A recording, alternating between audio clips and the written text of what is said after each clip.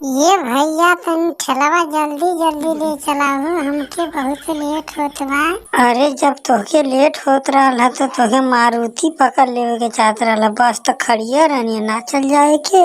अरे भैया जाए दा, अभी कुंवार लड़की बाटी, कुल का जनिए भैया कुल के बारे में। सही कहत बाटू हो, आपका लड़किया जौन है न छड़िया न कुछ में जनबा ना करत है केहू के। ये बुढ़ऊ ज्यादा नहीं बोला, अपन उम्र समय नहीं देखत बाटा, हमके कहत बाटा हो।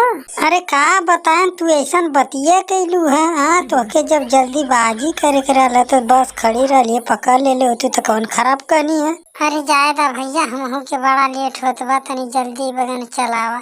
अरे काहे न कहतू, हम एकदम अथू मशीन बन जाए, चौपा देवे जल्दी बगन। अरे मेहनत करत धीरे धीरे ले चलत। आई हो दादाई, हम कवन रिक्शा में बैठ गईनी, आज हमके लगत दवाइयो नहीं ले। अरे बहनी कहा मत, जितना को रिक्शा वाला बाटे में बड़ा वैसन कुल लागत बाटे हो।